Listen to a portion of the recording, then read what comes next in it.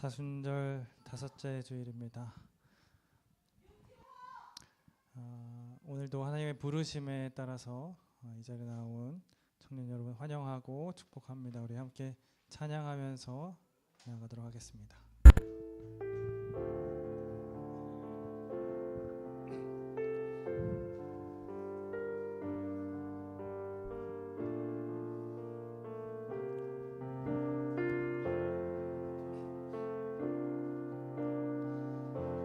십자가 그 사랑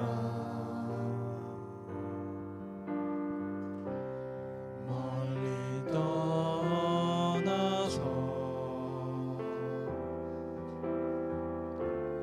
무너진 나의 삶 속에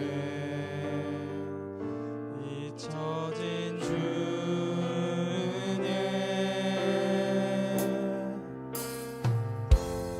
돌같은 내 마음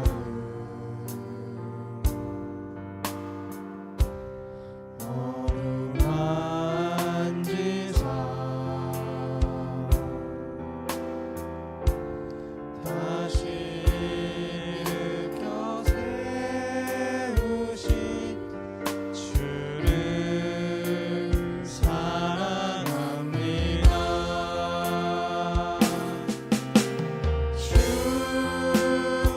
나를 보호하시고 날 붙드시니 나는 보배롭고 존귀한 주님의 자녀라.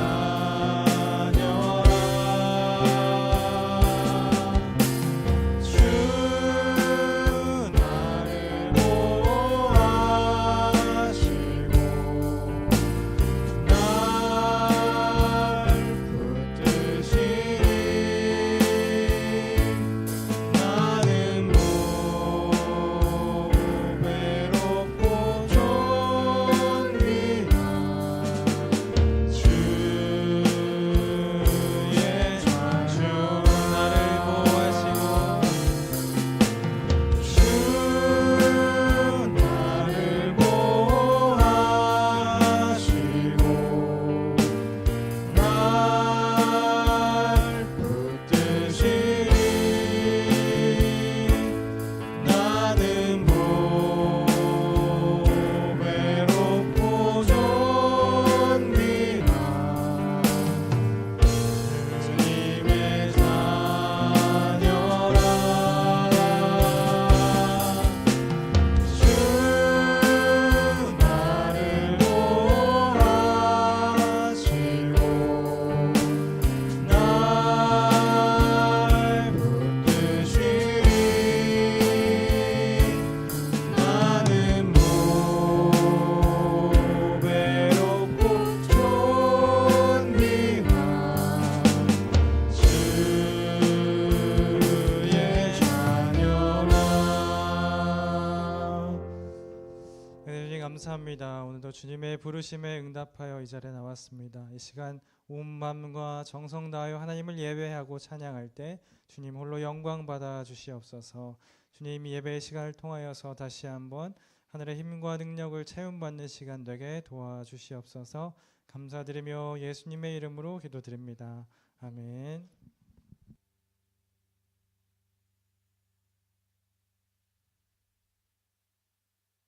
다 함께 찬양 드리시겠습니다.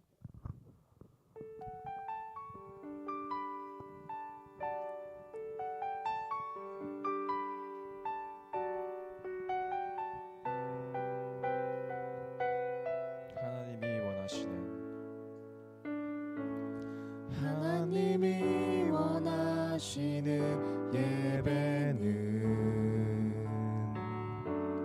나의 몸을 산제사로 드리는 것, 내 몸을 저순종함으로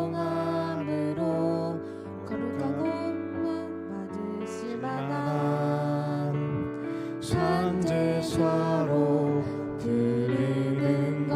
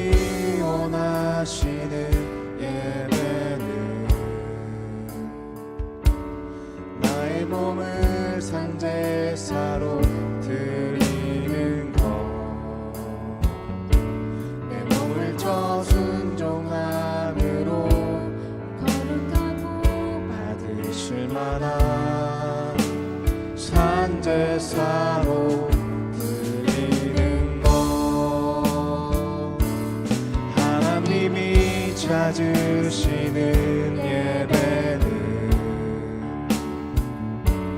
상하고 통회하는 나의 마음 가난한 마음으로 나아가 회개하며 그에 합당한 참된 열매 맺는 자 신령과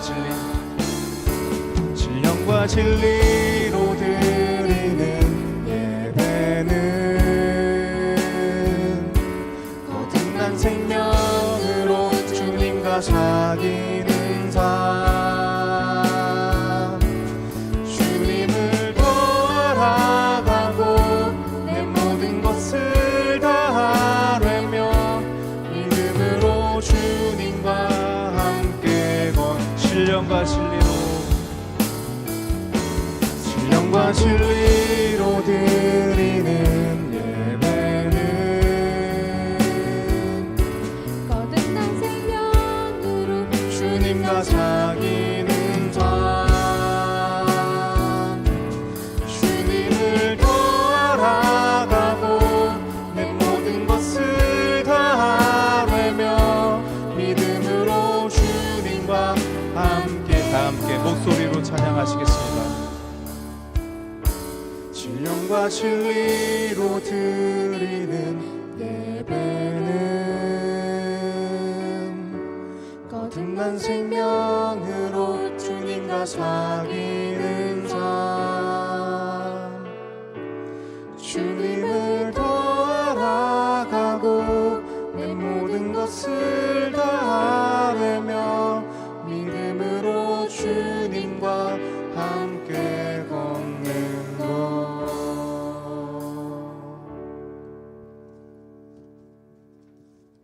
다음 찬양 친구여 함께 노래 찬양하시겠습니다. 함께 박수 치면서 찬양해 주셨으면 좋겠습니다.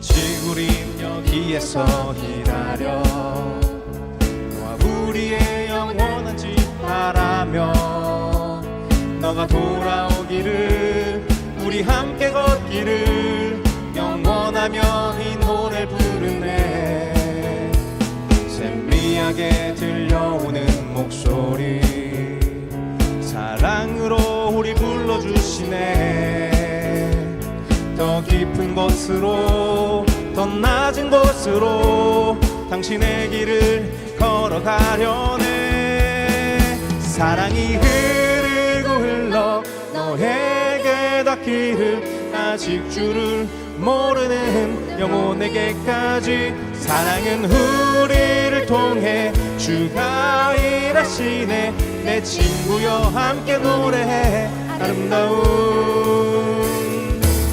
우리 주의 사랑을 다시 한 번 더 처음부터 찬양하시겠습니다. 아직 우린 여기에서 아직 우린 여기에서 기다려 너와 우리의 영원한 집 바라며 너가 돌아오기를 우리 함께 걷기를 영원하며 이 노래를 부르네 샘미하게 들려오는 목소리 사랑으로 우리 불러주시네 더 깊은 곳으로 더 낮은 곳으로 당신의 길을 걸어가려네 그 사랑이 흐르고 흘러 너에게 닿기를 아직 주를 모르는 영혼에게까지 사랑은 우리를 통해 주가 일하시네 내 친구여 함께 노래해 아름다운 우리 주의 사랑을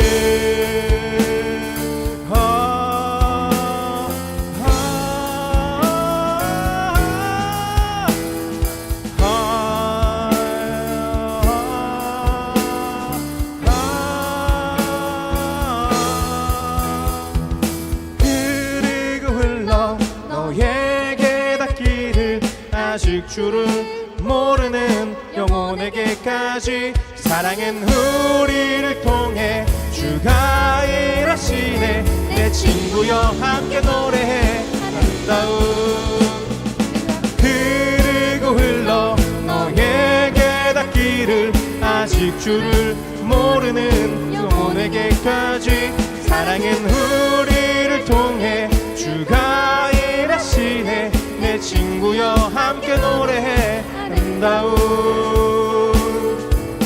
우리 주의 사랑을 우리 주의 사랑을 아멘. 다음 찬양은 우린 주를 만나고 함께 익숙한 찬양이니까 같이 불러주셨으면 좋겠습니다. 박수 치면서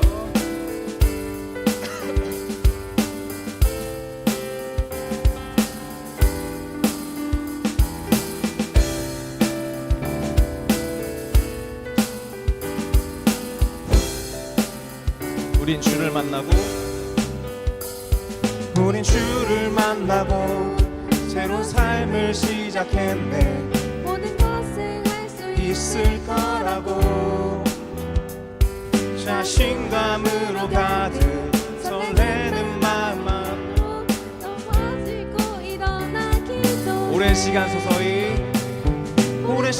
서서히 차오르는 믿음은 그 걸음을 재촉하지 않고 이전과 다른 삶의 무게로 한 발 한 발 힘을 주며 걸어가게 하는 신비가 있네.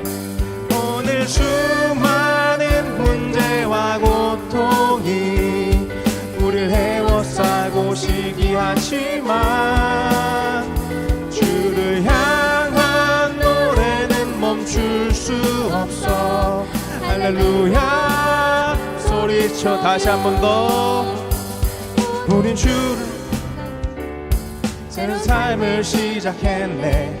모든 것을 할 수 있을 거라고 자신감으로 가득 설레는 맘만 만으로 넘어지고 일어나 기도해.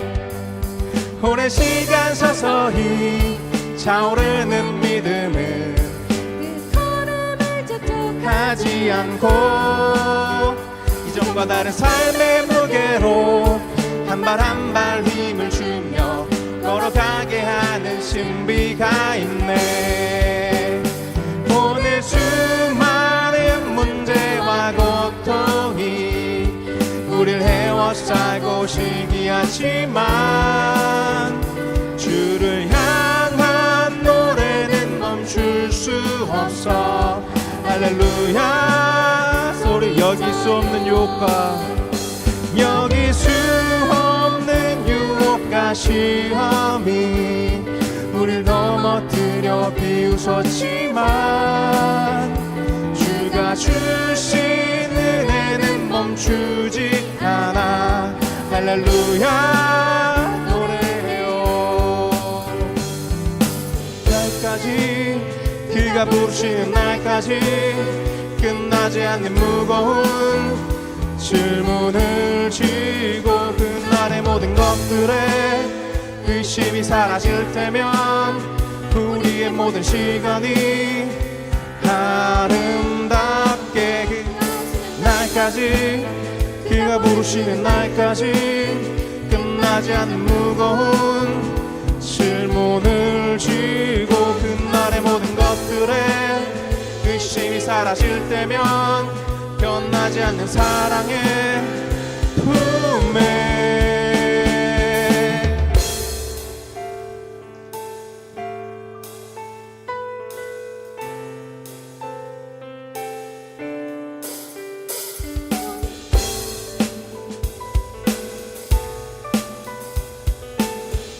다 함께 오늘 수많은 문제야. 오늘 수많은 고통이 우릴 헤워싸고 시기하지만 주를 향한 노래는 멈출 수 수 없어 할렐루야 소리쳐요. 여기 수 없는 유혹과 시험이 우릴 넘어뜨려 비웃었지만 주가 주신 은혜는 멈추지 않아 할렐루야 노래해요. 아멘. 이 시간을 통해서 우리가 주를 만나고 새로운 삶을 시작하는 시간이 되었으면 좋겠습니다. 주님께 의지하고 모든 것을 함께하는 그런 청년부가 되기를 기도합니다.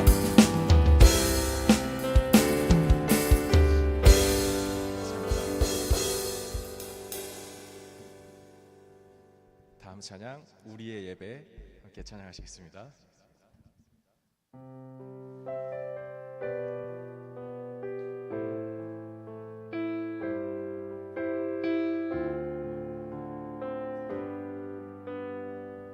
이 시간 우리 예배는 이 시간 우리 예배는 목마른 마음 그대로 어떠한 욕심도 없이 주님만을 바라네. 이 시간 우리 예배는 찢어진 마음 그대로 기쁘게 받으실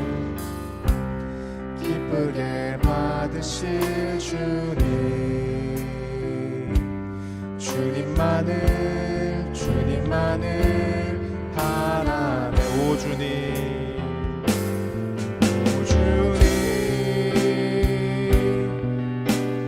구주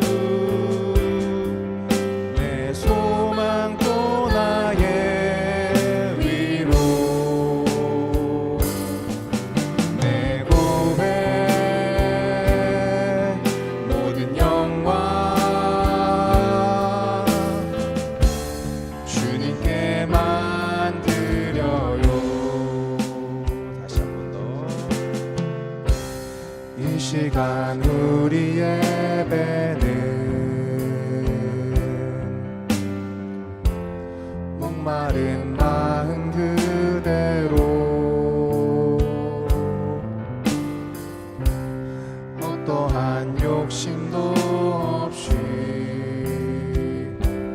주님만을 바라. 다시 한 번 더. 이 시간 우리 예배는 이 시간 우리 예배는 찢어진 마음 그대로 기쁘게 받으실 주님만을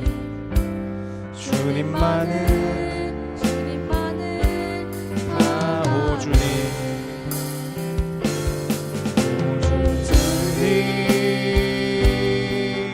내 구주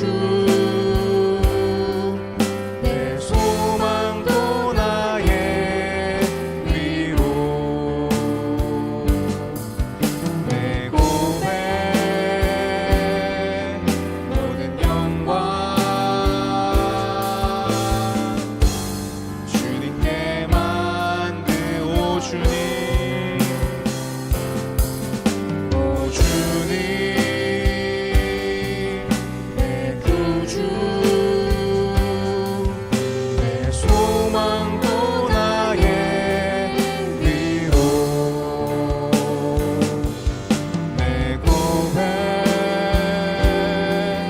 모든 영광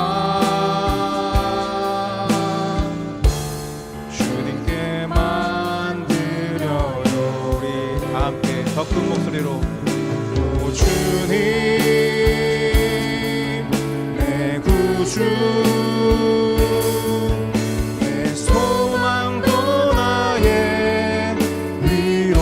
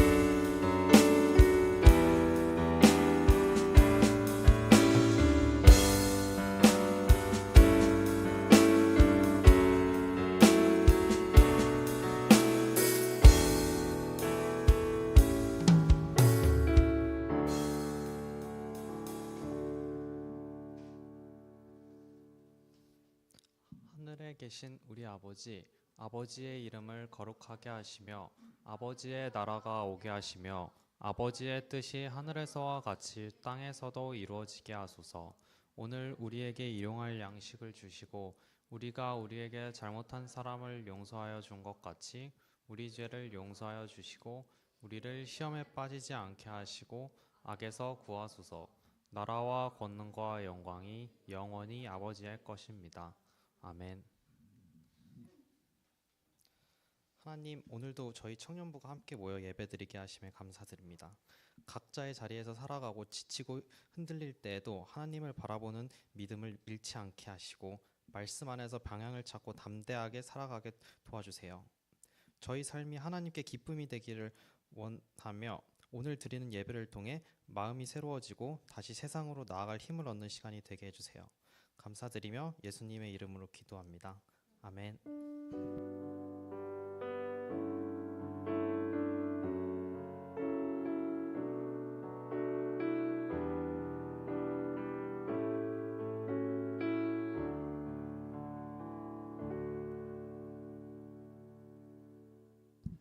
오늘 함께 나눌 말씀은 시편 16편 7절부터 11절까지입니다.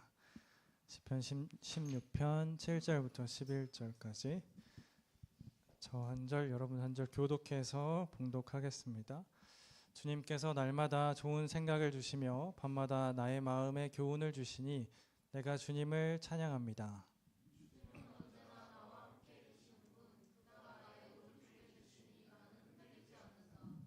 주님 참 감사합니다. 이 마음은 기쁨으로 가득 차고 이 몸도 아무 해를 두려워하지 않는 까닭은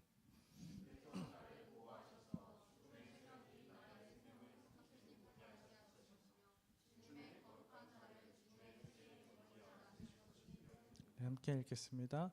주님께서 몸소 생명의 길을 나에게 보여주시니 주님을 모시고 사는 삶에 기쁨이 넘칩니다. 주님께서 내 오른쪽에 계시니 이 큰 즐거움이 영원토록 이어질 것입니다. 아멘. 이제 사순절 다섯째 주일, 사순절로 치면 이제 마지막 주일이 되는데요. 오늘 함께 나누고 싶은 이야기는 하나님과 동행하는 삶이 얼마나 기쁨이 되는가에 대해서 발견하는 시간이 사순절이면 좋겠다 하는 이야기입니다. 여러분의 인생에서 가장 아름답고 혹은 행복하고 소중했던 순간이 언제입니까? 한번 생각해 보세요. 언제가 나에게 가장 아름다웠고 행복했고 소중했는가?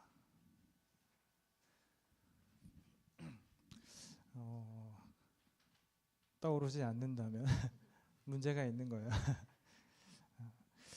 아마도 각자마다 다 다른 행복했던 순간, 또 기뻤던 순간, 소중했던 순간이 머릿속으로 스쳐 지나갔으리라 생각이 됩니다. 그런데 그 장면 속에서 가만히 생각해 보면 여러분이 그때 혼자 있었을까요? 아니면 누군가와 같이 있었을까요? 아마도 혼자일 경우는 거의 드물 것 같아요. 그렇죠? 누군가 사랑하는 사람과 함께 했던 그 순간이 떠오를 것 같습니다. 뭐 연인이건 부모님이건 뭐 우정을 나누었던 친구건 어떤 그 행복했던 순간에 누군가가 항상 같이 있었을 확률이 매우 높아 보입니다. 그래서 우리 인생에서 가장 기억이 나고 추억이 되고 행복했던 순간, 그것은 누군가와 함께한 순간이지 않을까 싶은 생각이 듭니다. 그래서 우리가 행복을 따질 때 행복은 무엇을 가졌느냐에 따라서 좌우지우지되는 것이 아니라 어쩌면 누군가 함께 있는가, 누구와 함께 있는가에 따라서 좌지우지될 수 있다 하는 생각이 들기도 합니다. 그래서 누군가 회사를 관두고 나올 때 힘들어서 관두고 나왔을 때 왜 회사를 관두세요? 뭐가 그렇게 힘들었어요? 라고 질문해 보면 그때 대부분이 일이 힘들었어요 라고 이야기하기보다 사람이 힘들어서 그래요 라고 이야기하는 경우가 다반사입니다. 일이 힘들면 얼마든지 버티면서 배우면서 할 수 있겠는데 사람이 나를 힘들게 하는 것은 도무지 감당하기가 너무 어렵습니다 하면서 일을 관두고 그 자리를 떠나는 경우가 굉장히 많죠. 아마 모두가 공감하는 이야기인 것 같아요. 뭐 회사건 학교건 어느 공동체건 나를 힘들게 하는 것은 어떤 일이나 뭐 다른 게 아니에요. 그렇죠? 사람이 힘들게 하더라라는 겁니다.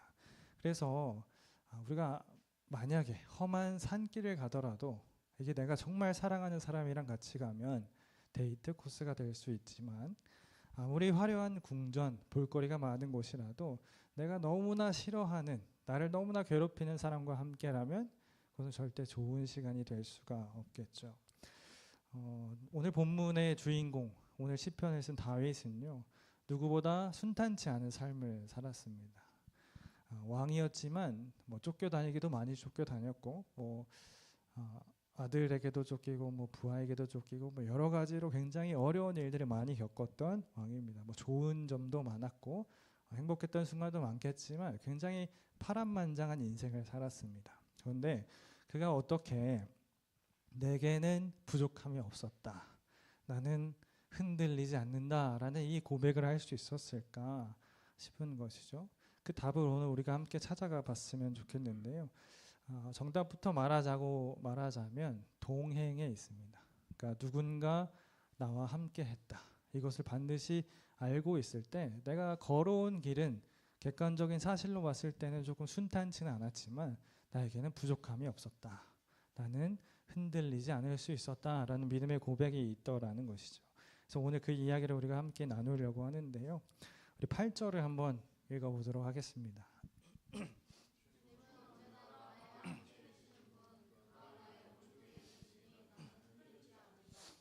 흔들리지 않는다 이야기를 하죠. 흔들리지 않는 편안함. 이거 시몬스 역시 아는군요. 옛날에 시몬스 침대 광고였어요. 혹시 그 광고도 기억나세요? 그 스프링만 있는데 코끼리가 그걸 밟고 지나가요. 그런데 흔들리지 않는 편안함. 코끼리가 밟고 가도 아무 요동도 없는 그런 편안함을 당신에게 주겠습니다 했던 게 시몬스 광고였죠. 그런 편안함 여러분 갖고 싶지 않으세요? 제가 늘 소망하는 것이 있다면 평안함이에요. 마음의 평안함. 어떠한 상황에서도 흔들리지 않을 수 있으면 좋겠다, 나의 마음이 요동치지 않았으면 좋겠다 하는 그러한 소망을 가지고 있는데 다윗이 오늘 그러한 고백을 하더라는 겁니다. 나는 흔들리지 않는다. 우리가 잘 알겠지만 다윗이 굉장히 파란만장한 삶을 살았습니다. 사울 왕에게 계속해서 쫓기고 뭐 창도 던지고 뭐 군대를 동원해서 잡으러 다니고요. 뭐 나중에 왕이 되었을 때는 그의 아들이 왕권을 찬탈하기 위해서 자신의 목숨을 쫓으러 오기도 했습니다. 그러니까 아들의 손에도 붙잡혀 죽을 뻔한 인생이죠. 그래서 뭐 다윗의 인생을 통틀어서 뭐 여러 가지 아픔이 있겠지만 제가 생각할 때 가장 비극적인 사건이라고 한다면 당연히 아들에게 배신당해 도망다녔던 그 시기가 가장 비극적인 순간이 아니었을까, 가장 힘든 순간이 아니었을까 싶은데요. 사무엘 하 말씀을 한번 읽어보겠습니다.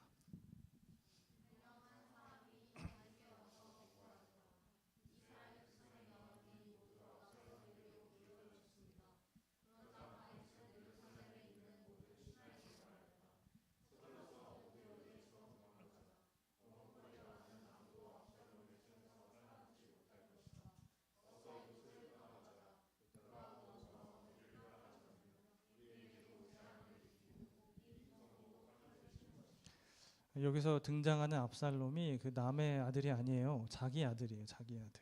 그래서 압살롬이 처음에는 그 첫째 아들을 죽입니다. 암논이라는 첫째 아들을 죽여요. 그래서 다윗이 그를 징계해서 멀리 유배 보냈다가 잠깐 이제 그를 용서하게 되는 계기가 있습니다. 그래서 다시 성으로 들어와 가지고 그 성읍에 앉아서 그가 4년 동안 뭘 했냐면 재판을 대신해줘요.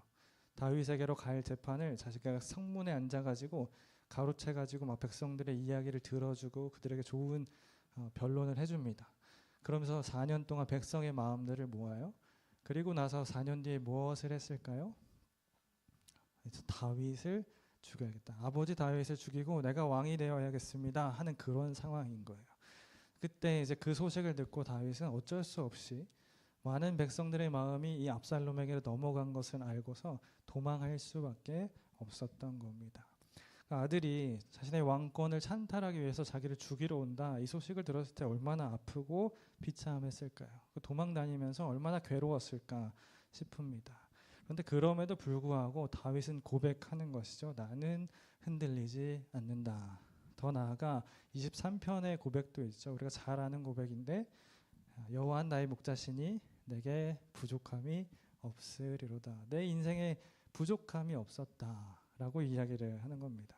오늘 우리가 이런 사람 되기를 간절히 소망합니다. 흔들리지 않고 나에게 전혀 부족함이 없었다라고 고백할 수 있는 그런 사람 되기를 축복합니다. 그렇다면 비결을 좀 배워야겠죠. 우리 8절 말씀을 다시 한번 읽어볼까요? 읽어보겠습니다.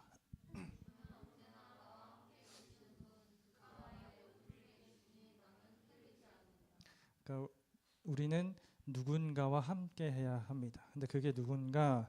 주님이라는 하나님과 함께 할 때 우리는 이러한 흔들리지 않는 평안함을 갖고 살아갈 수 있다라는 겁니다. 주님이 언제나 나와 함께 계셨다라는 고백을 할 수 있는 사람은 언제나 평안하게 살아갈 수 있다라는 것이죠.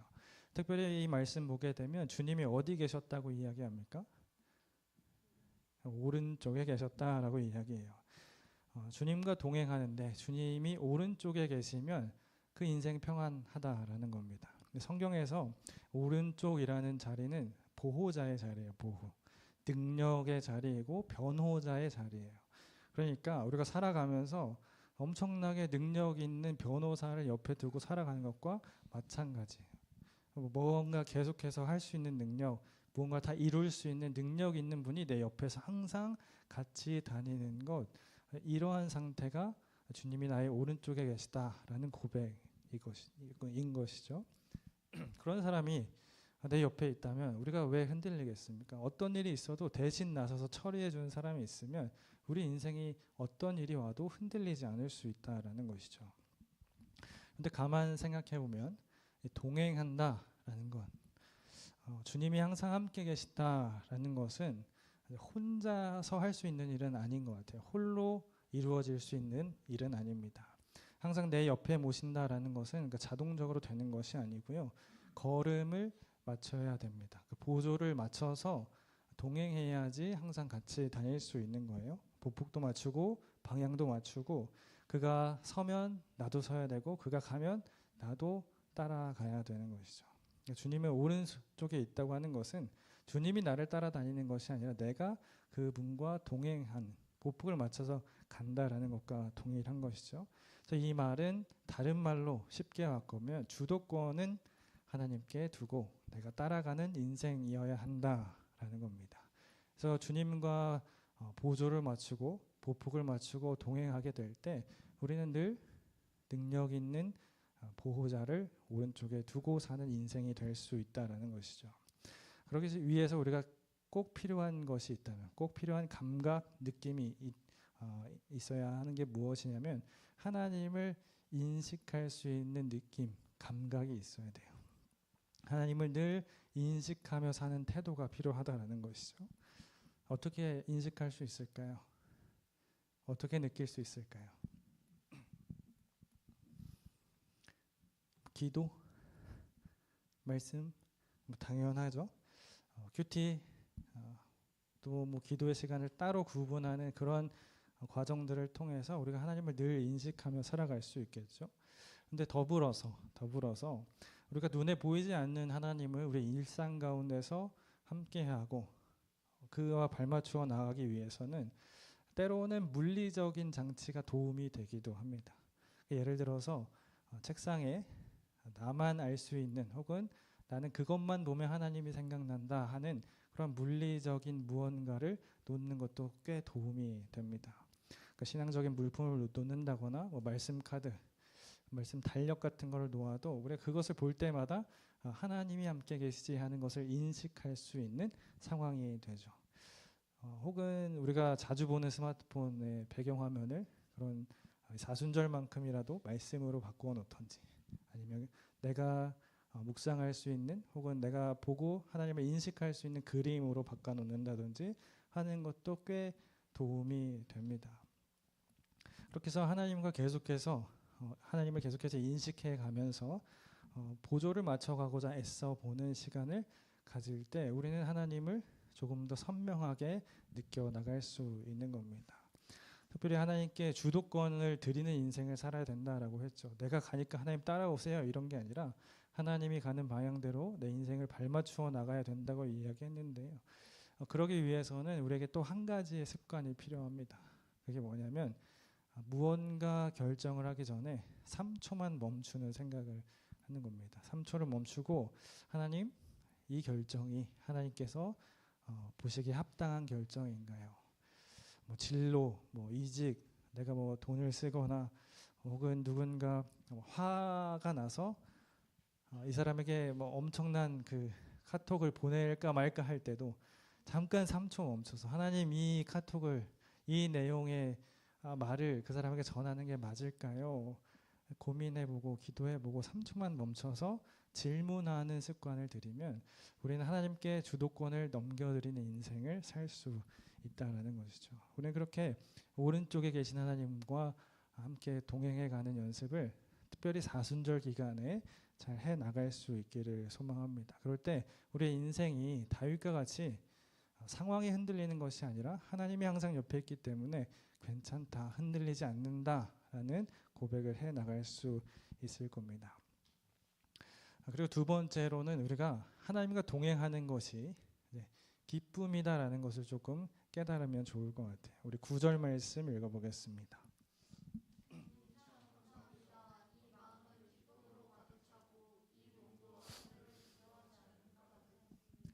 다윗은 마음에 기쁨이 가득 찼다라고 이야기를 해요. 어떤 상황에서도 두렵지 않다, 어떤 상황에서도 나는 흔들리지 않는다라는 것과 더불어서 내 마음에 기쁨이 넘칩니다라고 고백을 합니다. 우리가 흔히 갖고 있는 오해 중에 하나는 우리가 신앙을 선택하게 되면, 신앙생활을 하게 되면 마치 우리의 기쁨이 사라지고 우리의 마치 행복이 떠나가는 것처럼 느껴지기도 합니다. 왜냐하면 마치 신앙생활을 한다는 게 우리가 수련을 하는 것과 같고 또 단련하고 심지어 뭐 고행이라고 하기는 그렇지만 마치 그러한 것과 이미지를 동일시하게 되기도 합니다. 그래서 신앙생활을 하면 본래 고단한 거야, 본래 힘든 거야 라고 생각하기 쉽죠. 그게 오해이기는 해요. 그래서 하나님이 마치 우리가 행복해하는 것을 좀 원하시지 않는 것처럼 여겨질 때가 있습니다. 그러나 다윗은 이야기합니다. 하나님과 동행하는 것, 하나님을 따라가는 것, 이것은 나에게 굉장히 큰 기쁨이다라고 이야기합니다. 아마도 우리가 신앙생활하면 좀 힘들 거야, 좀 고될 거야라고 오해하게 되는 가장 대표적인 이유는 성경이 우리에게 뭔가 통제를 많이 한다고 생각하기 때문에 그런 것 같습니다. 지키라는 것도 많고 하면 안 된다는 것도 많기 때문에 그런 생각이 드는 것이죠. 그래서 대표적으로 우리가 잘 알고 있는 십계명만 봐도 하지 말라 많잖아요, 그렇죠? 근데 우리는 이것을 우리를 억압하거나 우리를 못 살게 하기 위해서 주신 말씀이 아니라는 그 오해부터 먼저 풀어야 됩니다. 이 삶을 살아가게 될 때 오히려 우리는, 또 우리 사회는, 우리 공동체는 더 생명이 풍성해지는 결과를 얻을 수밖에 없다라는 것을 기억을 해야 되겠습니다. 그래서 예수님께서도 요한복음 15장 11절 말씀에 내가 이러한 말씀을 너에게 주는 것은 내가 너희를 못 살게 굴게 하기 위함이 아니다. 오히려 너희 안에 기쁨이 있게 하기 위함이다 라고 말씀하세요. 우리 한번 읽어볼까요?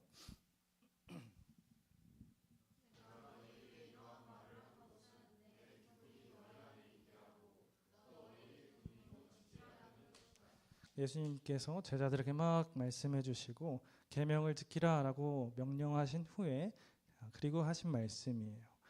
내가 이러한 말씀, 하나님의 가르침, 진리를 주는 이유는 너희에게 기쁨이 넘치게 하기 위함이다. 신앙의 길은 억압의 길이 아니라 예수님이 누리셨던 하나님과의 관계 안에서 온전히 누리셨던 그 기쁨을 따라 누릴 수 있게 하는 그런 길이라는 것이죠. 그럼에도 쉽게 오해는 풀리기 어렵죠. 세상에 나가면 더 놀고 더 재밌고 신나게 할 수도 있는 것들이 많은데 우리 기독교 정신상으로는 하지 말아야 될 것들이 너무나 많기 때문이죠. 그런데 이 오해는 우리가 돌아온 탕자 이야기를 보게 될 때 조금 풀릴 수 있을 것 같기도 합니다. 우리가 신앙 안에서 누릴 수 있는 기쁨이 진정으로 크다라는 것을 깨달을 때 내가 신앙 밖에서 누리고자 했던 기쁨이 진짜가 아니구나, 혹은 그것보다 훨씬 신앙 안에서 누리는 것이 훨씬 더 큰 것이구나 하는 것을 깨달을 수 있기 때문에 그렇죠. 우리 누가복음 15장의 말씀을 보게 되면 아직 안 보여주셔도 돼요. 15장을 보게 되면 그 돌아온 탕자 이야기가 있어요. 잘 알고 계시죠? 어떤 집에 두 아들이 있어요. 그렇죠? 두 아들이 있고 둘째 아들이 갑자기 아버지에게 생떼를 씁니다. 아버지, 내가 좀 나가서 좀 즐기고 싶은데 아버지, 내게 주실 유산을 먼저 좀 땡겨주세요. 이런 이야기를 합니다. 그래서 막 어찌나 조르던지 이 아버지가 그래서는 안 되는데 이 둘째 아들에게 미리 유산을 다 챙겨서 보냅니다. 그래서 그 아들이 집을 떠나서 흥청망청 살다 돌아온 이야기가 돌아온 탕자 이야기잖아요. 둘째 아들의 오해가 있었어요. 뭐냐면 이 아버지 집에서 내가 살면 내가 누릴 수 있는 기쁨이 극히 제한적이다라고 생각을 했던 것 같습니다. 그래서 세상을 보니까, 아버지 집 밖을 보니까 훨씬 더 재미있고 훨씬 더 흥미롭고 행복하게 사는 사람들이 많아 보인 거예요. 그래서 아버지, 내가 저 쾌락을 내가 좀 따라가야 되고 저 행복을 좀 즐겨야 되고 하니까 아버지 집을 떠나기 위해서 돈을 좀 주세요 라고 이야기를 한 겁니다. 그리고 나서 나가서 살았죠. 그 쾌락 잘 즐겼고요. 세상에 있는 기쁨이라는 거 누려봤습니다. 그리고 나서 얻은 결과가 뭐예요? 재산은 탕진했고 누구도 나를 진정으로 챙겨주는 사람이 없구나. 돼지 그 밥이라는 쥐염 열매를 먹으면서 결국에 아버지 집 안에 있었던 것이 가장 큰 기쁨이고 행복이었구나라는 것을 깨닫습니다. 그리고 나서 돌아와요. 아버지 품으로 돌아옵니다. 그때 진짜 진정한 잔치가 열리죠. 아버지는 그를 받아주면서 놀라운 기쁨의 잔치를 벌여주게 됩니다. 그래서 아버지 집으로 왔을 때, 아버지 집 안에 있을 때 거기서 내가 누릴 수 있는 기쁨이 훨씬 더 크구나, 진정한 기쁨이구나, 진정한 행복이구나라는 것을 깨닫게 되는 거예요. 근데 동시에 그 집에 또 다른 아들이 있죠. 첫째 아들이 있습니다. 첫째 아들은 집을 떠나진 않았어요. 계속 아버지의 말씀을 듣고 따르고 아버지 집에서 일을 하면서 같이 지냈습니다. 근데 아버지 집에는 계속 있었는데 마치 지루한 일상을 보내는 것처럼 기쁨이라는 게 없었어요. 그러니까 사실은 집은 나가지 않았지만 둘째 아들과 동일한 마음을 가지고 살았던 것이죠. 이 집에 있는 것보다는 나가서 흥청망청 재산도 써보고 누릴 거 누려보고 하는 저 둘째 아들이 훨씬 더 행복할 것 같다라는 생각을 첫째 아들도 해왔던 것 같아요.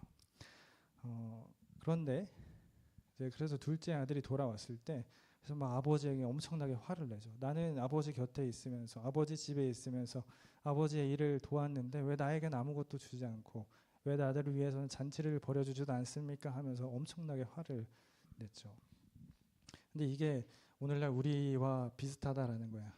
하나님 안에 있으면서도 하나님 안에서 신앙생활을 하면서도 왜 나는 저 사람들 밖에 있는 사람들이 더 행복해 보일까요?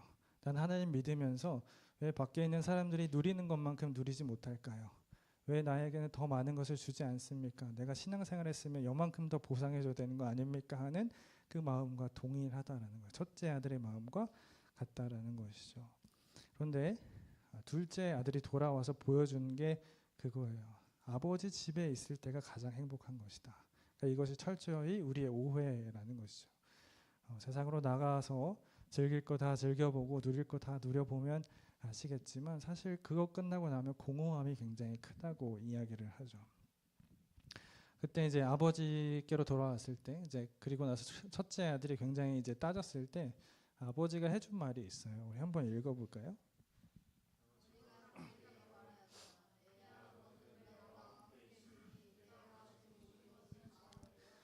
사실 아버지가 가지고 있는 그 모든 것들이 첫째 아들이 누릴 수 있는 것이었는데 그것을 바라보지 못하고 계속해서 바깥에만 바라보니까 세상 것만 보니까 그에게는 누릴 수 있는 기쁨이 극히 제한적이었다라는 것이죠. 그런데 아버지는 분명히 이야기하고 있어요.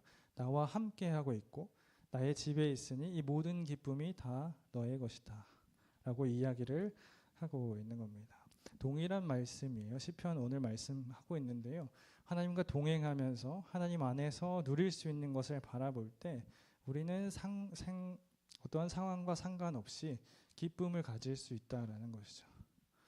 우리 하나님 안에서 누릴 수 있는 것이 무엇인가? 우리가 신앙생활을 하면서 누려야 할 기쁨이 무엇인가? 가장 귀한 것 생명을 우리에게 주셨다. 이 사실인데요. 우리 함께 읽어보겠습니다. 10절하고 11절이에요.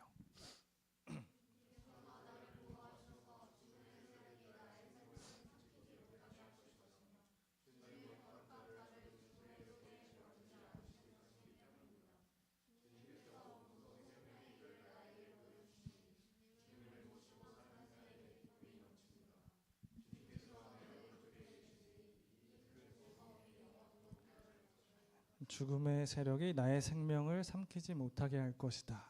죽음의 세계에 나를 버려두지 않을 것이다. 생명의 길을 나에게 주실 것이다. 라고 이야기를 하고 있죠. 아버지 집 안에 있을 때, 아버지 안에 있을 때 누릴 수 있는 것은 바로 이 생명이라는 거예요. 근데 이것이 우리가 세상에서 밖에서 누릴 수 없는 가장 귀하고 가치 있는 기쁨이자 행복이라는 것이죠. 그러니 이것을 바라보고 있어야 우리가 집 밖에 나가야 행복하다라는 생각을 하지 않을 수 있는 것이죠. 둘째 아들처럼 되지 않을 수 있는 겁니다. 사랑하는 청년 여러분, 사순절이 이 기쁨을 좀 발견하는 시간이었으면 좋겠어요. 영원한 생명이 우리와 함께하고 있다. 우리를 기다리고 있다라는 이 사실을 깨닫고 기쁨 가운데 살아가는 절기가 되기를 축복합니다.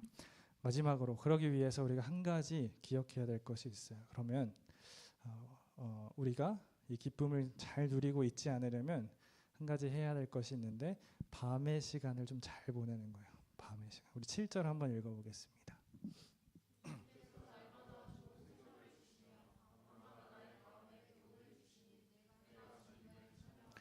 다윗 역시 생명을 위협받는 시간이 많았어요. 그래서 도망 다니는 시간이 많았죠.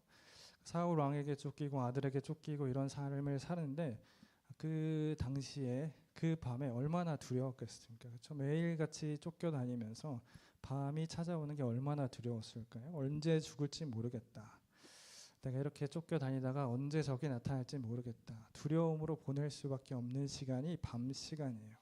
그런데 그 밤 시간에 다윗은 그 시간을 불안으로 두지 않았어요. 그렇게 불안하고 공포에 휩싸이게 두지 않았습니다. 무엇으로 했냐? 하나님의 교훈으로 나의 마음을 채우는 시간으로 그 밤을 썼습니다. 특별히 이 시간이라는 것은, 밤이라는 시간이라는 것은 물리적으로도 밤이긴 하겠지만 영적으로도 밤이에요. 인생의 어두운 시기도 밤입니다. 그 시기에 나의 마음을 무엇으로 채울까에 대한 고민을 하는 것이죠. 여전히 두려움과 공포가 내 마음을 휩싸이게 둘 것이냐, 아니면 하나님의 말씀으로, 하나님의 교훈으로 내 마음을 채울 것인가 선택하게 되는 것이죠. 다윗은 하나님의 말씀으로, 하나님의 교훈으로 내 마음을 채우기로 결단을 합니다. 세상의 위로가 아니라 하나님의 위로, 하나님의 격려, 하나님의 힘, 하나님 주시는 즐거움으로 내 마음을 채우기로 결정했어요. 그렇게 밤의 시간을 잘 보냈습니다. 그럴 때 다윗은 흔들리지 않을 수 있었고 기쁨 가운데 살아갈 수 있었던 것이죠. 그래서 우리 밤의 시간을 좀 잘 보내야 됩니다. 여러분의 밤은 어떤가요? 무엇으로 채우고 있습니까? 네. 뭐 유튜브, SNS 다 좋지만 그것을 통해서 기쁨을 좀 누릴 수도 있죠. 도파민이 터질 수도 있어요. 그런데 우리가 이 밤의 시간을 좀 잘 보낼 수 있는 그런 사순절이었으면 좋겠습니다. 다윗과 같이 기쁨과 또 흔들리지 않는 평안함을 소망한다면 우리가 하나님의 교훈으로 우리의 마음을 조금 채우는 시간이 있었으면 좋겠습니다. 물리적으로 밤도 그렇고요. 여러분의 인생이 지금은 꽃길이기를 바라면서 인생의 어두운 시기가 찾아왔을 때 특히나 특히나 그럴 때 두려움과 공포, 불안함이 우리 마음을 지배하지 않기를 소망합니다. 그러기 위해서 인생의 어두운 면이 찾아왔을 때, 어두운 날들이 찾아왔을 때 그때는 오히려 더 하나님의 말씀을 찾는 귀한 지혜가 있기를 축복합니다. 그럴 때 다윗처럼 찬양이 넘치는, 감사가 넘치는 삶을 살아갈 수 있을 것입니다. 결론을 맺을게요. 사랑하는 청년 여러분, 이번 사순절 기간이 우리가 동행이라는 키워드를 좀 잡는 시간이었으면 좋겠습니다. 누구와 동행해야 됩니까? 하나님과 동행하는 시간이길 바랍니다. 오른쪽에 하나님이 계시다, 하나님과 동행하고 있다라는 믿음의 확신이 드는 시간이 되기를 축복합니다. 그럴 때 우리 인생에 흔들리지 않을 것이고 누구도 빼앗기지 않는 기쁨을 얻을 수 있을 것입니다. 주님이 내 오른쪽에 계시니 내가 흔들리지 아니하리로다. 이 다윗의 고백이 우리의 고백이 되기를 축복합니다. 이 시간 결단하겠습니다.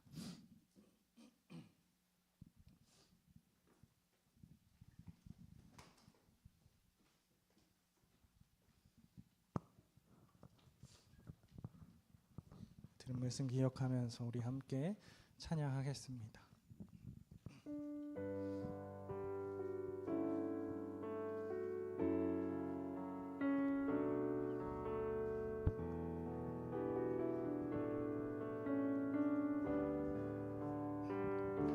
내 모습 이대로 사랑하시네,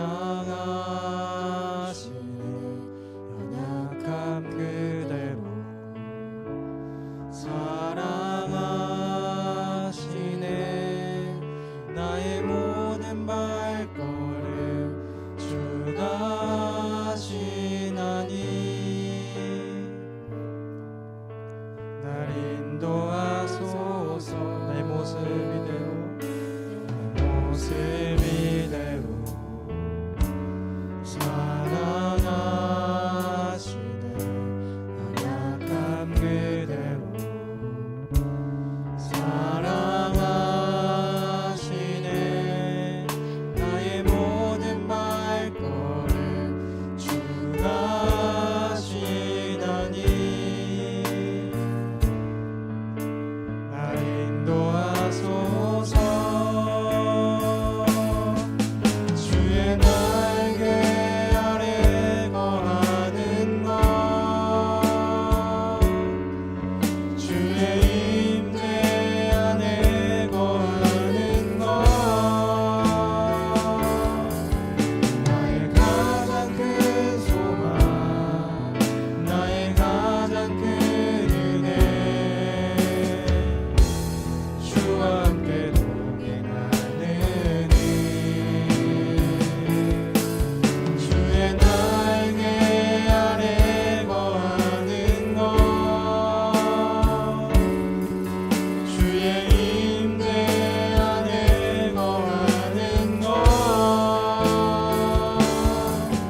나의 가장 큰 소망, 나의 가장 큰 은혜, 주와 함께 동행하는 길. 이 시간 함께 기도하기를 소망합니다. 하나님, 사순절 기간 동안 우리가 특별히 집중할 것, 주님과의 동행임을 다시 한번 깨닫습니다. 하나님이 우리와 함께 하시니 우리는 흔들리지 않을 수 있고, 하나님이 우리와 함께 하시니 우리는 어느 상황에서도 기쁨을 잃지 않을 수 있습니다. 주님, 그러므로 우리가 주님과 동행하기에 애쓰는 이 시간으로 채워나갈 수 있도록 도와주시옵소서. 이 시간 함께 기도하며 나가도록 하겠습니다. 주님이 사순절 기간을 보내고 있습니다. 하나님, 다윗의 고백과 같이 주님을 바라보고 주님과 동행함으로 인하여서 어떤 상황 가운데서도 빼앗기지 않는 평안함이 우리 마음을 채울 수 있기를 소망합니다. 이 불안하고 공포스럽고 또 염려가 가득한 이 시기에 주님, 이 시간 주님만을 바라보며 그런 것들이 우리 마음을 채우지 못하도록 주님의 말씀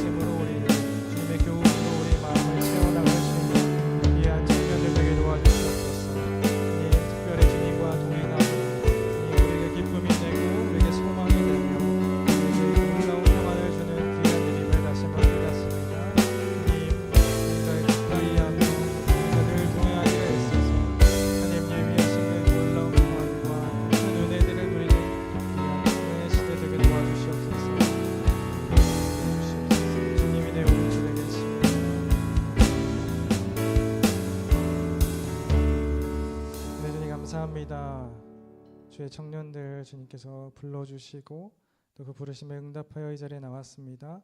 주님, 다윗의 고백과 같이 주님과 늘 동행하기를 소망합니다. 주님이 동행하실 때 우리는 흔들리지 않을 수 있고 주님과 함께할 때 우리의 기쁨은 빼앗기지 않습니다. 주님, 이러한 믿음의 고백이 우리의 것이 되어서 주님, 세상이 줄 수 없는 기쁨과 또 만족과 행복 가지고 살아가는 주의 청년들 되게 도와주시옵소서. 하나님, 이 자리에 나올 때에 주님의 은혜 기억하였습니다. 드린 예물, 드린 손길 기억하여 주시고 이 예물이 하나님 나라를 세워가는 곳에 아름답게 사용될 수 있도록 함께하여 주시옵소서. 이제는 우리 주 예수 그리스도의 크신 은혜와 하나님 아버지의 사랑하심과 성령의 인도하심이 오늘 다윗의 고백과 같이 주님과 동행함으로 우리 인생이 평안하고 또 무엇도 빼앗아갈 수 없는 기쁨이 우리 인생에 가득하기를 소망하는 하나님의 귀한 청년들 또 함께 섬기는 교사들 머리 위에 지금부터 영원까지 함께 계시기를 간절히 축원하옵나이다. 아멘.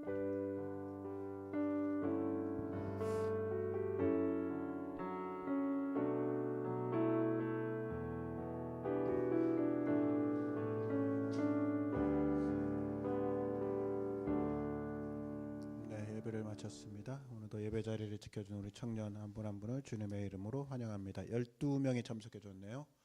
서로 보면서 인사하겠습니다.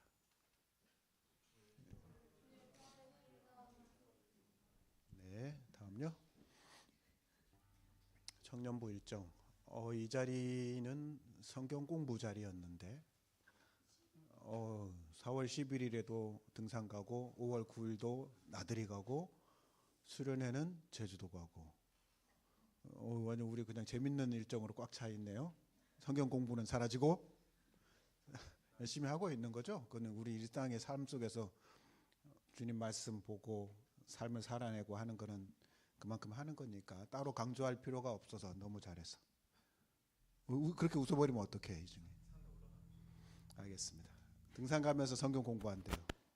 4월 11일에 등산이 예정되어 있다고 합니다. 토요일이에요. 일정 비워놓으시고요. 5월 9일도 나들이가 예정되어 있다니까 봄맞이 나들이 여러분들이 일정 조정해서 많이 참석했으면 좋겠습니다. 여름 수련회 제주도 지난 주에도 광고했는데요. 7월 4일부터 7일까지입니다. 3박 4일로 청주에서만 출발하는 게 아니라 김포도 가능하다. 그렇죠? 전국 각처에서 다 가능하니까 오시면 되겠고요. 신청은 구글 폼으로 한답니다. 유승민 회장님께 문의를 해주시고 다 가는 거죠? 뭐 문의할 게 없잖아요. 다솔씨 가는 거죠? 웃고 마네. 네, 어쨌든 주말 때만이라도 참석을 할 수 있도록 여러분 좀 적극성을 가지고 이렇게 일정을 반영을 좀 해주세요. 토일 해가지고 일요일날 저녁에 올라와서 월요일날 출근하더라도 함께 하려고 최선을 다해 주는 거하고 나 일정에 안 맞아 그러니까 아예 3박 4일을 제껴버리는 거하고는 다른 거잖아요. 여러분들의 성의를 좀 보여줬으면 좋겠다 하는 생각을 합니다. 다음 주는 최서인 청년이 기도를 담당해 주면 되고요. 그 3월 생일자 다음 주에 이재현 청년이 26일이네요. 챙겨주시고 3월 30일부터 4월 3일까지가 우리 교회에 고난주간 특별 새벽 기도회가 있습니다. 1년에 딱 한 번 하는 특세 고난주간 때 하는 거예요. 목사님께서 이번 고난주간 특별 기도회는 이제 목장별로 기도 제목을 집중적으로 기도하자라고 제안을 하셨는데 우리는 청년 목장이에요. 그래서 우리 청년들도 물론 뭐 새벽에 일어나기 힘들고 또 여러 가지 바쁘겠지만 그래도 임원 중심으로 해서 같이 와서 좀 우리 청년들의 기도 제목을 놓고 같이 기도를 했으면 좋겠다 하는 생각을 합니다. 3월 30일부터 4월 3일 월요일부터 금요일 다음 주 월요일부터 오는 주 말고 그 다음 주 월요일부터 금요일까지 5시 30분에 있습니다. 4월 26일에 나무엔 전도사님 초청 찬양 콘서트가 있는 거 여러분 잘 알고 계시죠? 제가 지금 우리 청년부 단체톡에다가 모바일 초청장을 올려줬어요. 그래서 여러분들 그걸 가지고 친구든 누구든지 간에 그거를 자꾸 이렇게 보내주세요. 보내서 4월 26일에 같이 할 수 있도록. 그날은 청년부 예배가 따로 없습니다. 알았죠? 그래서 그날 그 찬양 콘서트에 여러분들이 기본적으로 참석할 뿐만이 아니라 여러 친구들, 특히 나무엔 찬양이 워낙 좋잖아요. 여러분 잘 알고 계시죠? 선한 능력으로 시편 23편 가장 대표적 곡인데 교회에서 여러 가지 신경 쓰고 있으니까 우리 청년들이 많이 참석해서 은혜를 좀 많이 받았으면 좋겠습니다. 교제하겠습니다.